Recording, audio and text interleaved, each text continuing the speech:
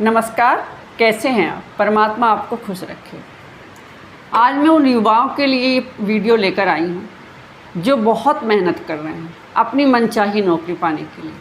कोई इंजीनियर बनना चाह रहा है, कोई डॉक्टर बनना चाह रहा है, कोई शिक्षक बनना चाह रहा है, कोई IAS PCS की तैयारी कर रहा है, कोई उद्योगपति बनने के लिए भी MBA कर रहा है। हर तरह की तैयारी बच्चे कर रहे हैं, लेकिन वो तैयारी कर रहे हैं, लगातार तैयारी कर रहे हैं और 12-12 घंटे बच्चे पढ़ रहे हैं। ना उनको पता है कि वो कब सो रहे हैं, कब जाग रहे हैं, कब खा रहे हैं। उनका शेड्यूल तक बिगड़ जाता है पढ़ाई की वजह से। और जब वो लगातार मेहनत करने के बावजूद भी और 12-12 घंटे पढ़ाई करने के बावजूद भी जब 3 घंटे का पेपर उनका रिजल्ट नेगेटिव बता देता है तो बड़ी निराशा होती है, बड़ा कष्ट होता है उन बच्चों को। और कष्ट होना लाजमी भी है, क्योंकि हम लोग अगर 1 कप चाय बना लेते हैं 2 मिनट का समय देके और वो चाय में मक्खी गिर जाए तो उस चाय में मक्खी जो हमारे 2 मिनट की मेहनत है वो हमको इतना तकलीफ़ देती है।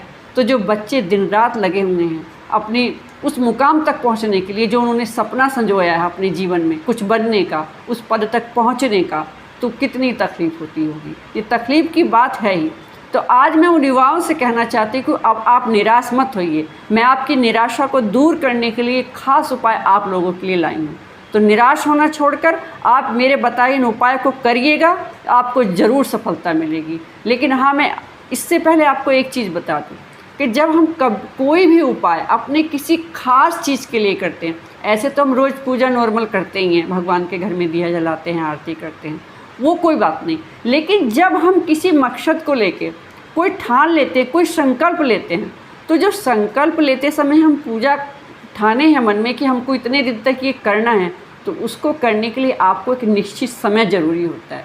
जैसे मान लीजिए आज आपने कोई संकल्प लिया कि मुझे कल से ये काम करना है, तो वो जो संकल्प आपने ले लिया है तो उसको अगर आपको 6 बजे करना है रोज़, तो रोज़ 6 बजे ही करना है। ये नहीं कि आपने आज 6 बजे किया तो कल 7 बजे किया।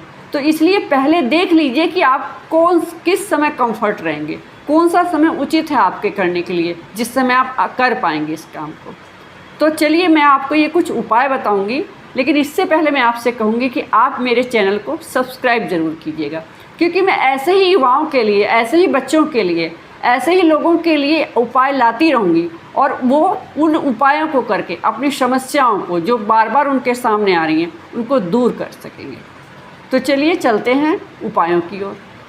पहला उपाय आप ये करिएगा, जैसे आप ये उन लोगों के लिए है पहला उपाय कि जो प्री भी पास कर लेते हैं, मेन भी पास कर लेते हैं और इंटरव्यू के लिए बहुत मेहनत करते हैं, हर तरह से तैयारी करते हैं, लेकिन इंटरव्यू में रिजेक्ट हो जाते हैं। तो ये उपाय उन लोगों के लिए है। तो सोमवार के दिन से ये काम आप शुरू कीजिएगा और लगातार 43 दिन तक कीजिएगा। और हाँ, निश्चित समय का ज़रूर ध्यान रखिएगा। तो एक निश्चित समय पर सुबह नहा धो के आप भोलेनाथ के मंदिर में जाइए और उनको 1 लोटा जल, उसमें दूध मिला के कच्चा अर्पित कीजिएगा और 11 दाने चावल के साबुत, खंडित नहीं होने चाहिए। जब हम किसी को कोई चीज़ अर्पित करते हैं ना, तो खंडित नहीं होनी चाहिए। तो 11 दाने साबुत के शिवलिंग पे चढ़ा दीजिए और दूध मिला जल शिवलिंग पे नियम से आप चढ़ाइए। ये आपको 43 दिन तक करना है लगातार, एक भी दिन इसमें मिस नहीं होना चाहिए। और समय भी एकदम सटीक, यानी कि 6 बजे तो 6 बजे, 7 बजे तो 7 बजे।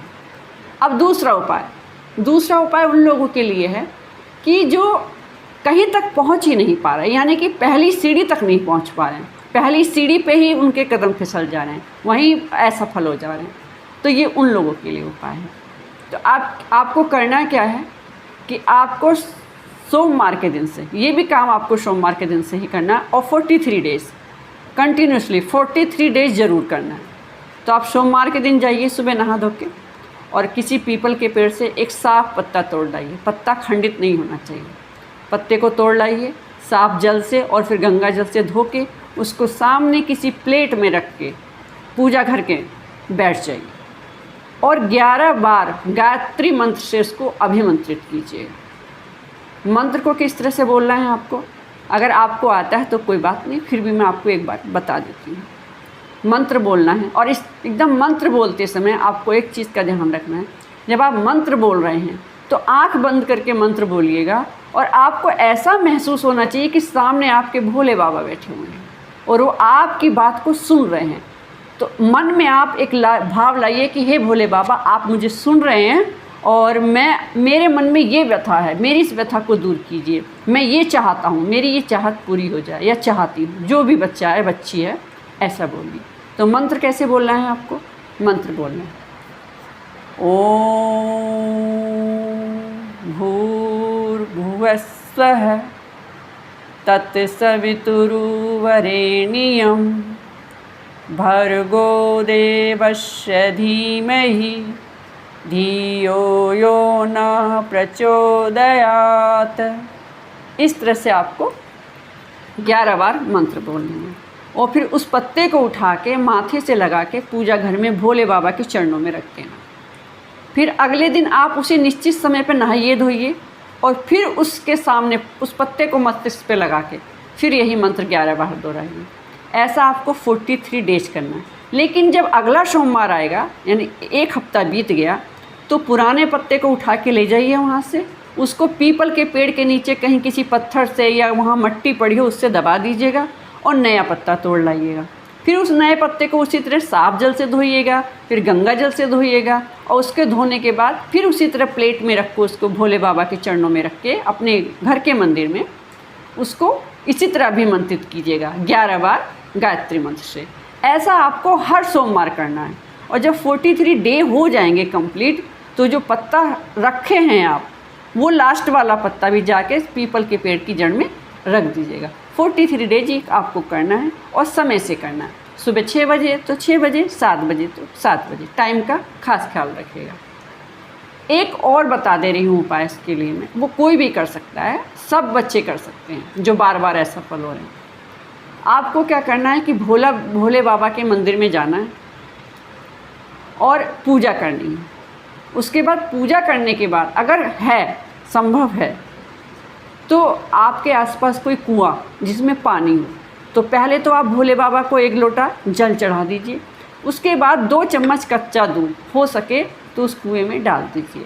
और अगर कुआं आसपास नहीं है, जैसे महानगर वगैरह में नहीं मिलता है, हर जगह संभव नहीं होता है कि कुआं मिले, तो आप 2 चम्मच कच्चा दूध वहीं पे भोले बाबा को चढ़ा दीजिए। वो जल में मत मिलाइएगा, जल आप ऐसे ही चढ़ा दीजिएगा 1 लोटा।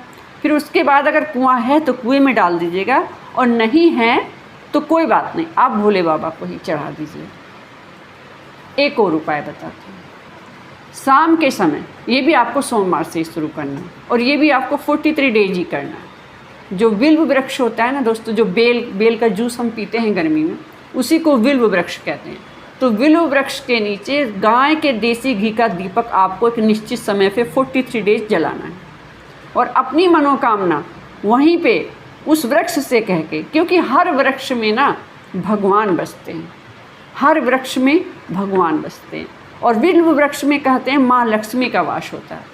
तो जब माँ लक्ष्मी की कृपा हम पर होगी तो हमको अखंड लक्ष्मी का सौभाग्य मिलता है। तो अखंड लक्ष्मी का सौभाग्य तो तभी हुआ ना जब हम मन चाहे अपना काम कर लेंगे। लक्ष्मी कहाँ से आएगी? जो हमको नौकरी मिलेगी उसी से तो अर्न करेंगे ना लक्ष्मी को। तो जब माता रानी हमको आशीर्वाद दे देंगी अखंड लक्ष्मी का, तो हमारा वो काम, जो नौकरी में हमारी बाधाएं आ रही हैं, वो धीरे धीरे दूर होने लगेंगी और आपको आपकी मनचाही नौकरी मिल जाएगी। तो जितने भी मैंने ये उपाय बताए हैं, आप अपने अनुसार जो भी आपको सही लगे, चाहे तो आप 2 भी कर सकते हैं, चाहे तो आप एक कोई भी उपाय कर सकते हैं। तो इसमें ऐसा नहीं है कि बच्चा ही इस उपाय को करेगा, संभव नहीं है। अगर बच्चे के पास समय नहीं है, नहीं कर सकता, तो उनकी माता पिता या जो भी गार्जियंस जो उनके हैं, किसी के चाचा हैं, किसी के ताऊ हैं, नहीं है किसी के माता पिता, तो वो भी कर सकते हैं। और अगर है संभव, बच्चा सक्षम है करने के लिए, समय दे सकता है इतना, मैं चाहूँगी कि बच्चा खुद करे तो ज़्यादा अच्छा रहेगा। और हाँ, इस चीज़ का बहुत ध्यान रखिए कि जो भी इस उपाय को करे चुपचाप करना शुरू कर दे, कि कोई टोके ना। क्योंकि जब कोई हम कुछ नया करने चलते हैं तो बहुत से लोग टोक देते हैं, तो वो टोक जो है अच्छी नहीं होती। कहते कोई शुभ काम करने चलो और टोक लग जाती है तो सही नहीं होती। आप चुपचाप उठिए और अपना जो मैंने उपाय बताए हैं उनको शुरू कीजिए। हर उपाय आपको 43 डेज ज़रूर करना है। तो इन उपाय को आप करेंगे तो आप देखिएगा, अगर मैं बार बार यही हर वीडियो में अपने कहती हूँ, भाव बहुत ज़रूरी होता है। क्योंकि भाव नहीं है तो कोई भी उपाय काम नहीं करेगा। और हाँ, पढ़ाई तो आपको करनी ही है, क्योंकि पढ़ेंगे नहीं और केवल उपाय करेंगे तो भी कुछ नहीं होगा, और केवल उपाय करेंगे उससे भी कुछ नहीं होगा। तो कर्म और भाग्य जब दोनों मिलते हैं तभी आदमी अपनी मंजिल तक पहुंचता है, और उस मंजिल पे बुलंदियों तक पहुंचता है। ये मेरा खुद का अनुभव है, मैंने देखा है जब कर्म और भाग्य मिलते हैं तभी हम कुछ कर पाते हैं। तो हर बच्चे को ज़रूरत नहीं होती, बहुत से बच्चे नहीं करते हैं पूजा, तो नहीं करते हैं मतलब उनका भाग्य कहीं ना कहीं प्रबल है, अदरवाइज दूसरों के उतना हमारा नहीं है या हमारा नहीं हो रहा, तो कहीं ना कहीं हमारे भाग्य में कमी है। तो हम उस भाग्य को जागृत करते हैं किसी भी भगवान की पूजा करके। और भोले बाबा की पूजा को इसलिए कहा जाता है बच्चों, क्योंकि भोले बाबा बहुत भोले हैं, इनसे जल्दी कोई प्रार्थना नहीं सुनता, ये सबसे जल्दी प्रार्थना सुनते हैं, अपने भक्तों द्वारा की गई गलती को भी क्षमा तुरंत कर देते हैं। तो जो मैंने ये उपाय बताए हैं आपको भोले बाबा के, माँ लक्ष्मी के, इन उपायों को आप ज़रूर करिएगा, आपको बहुत फ़ायदा होगा। भाव से कीजिएगा, प्रभाव ज़रूर होता है। तो अगर आपको मेरी वीडियो अच्छी लगती है तो लाइक शेयर कमेंट ज़रूर कीजिएगा, ज़रूर कीजिएगा। नमस्कार।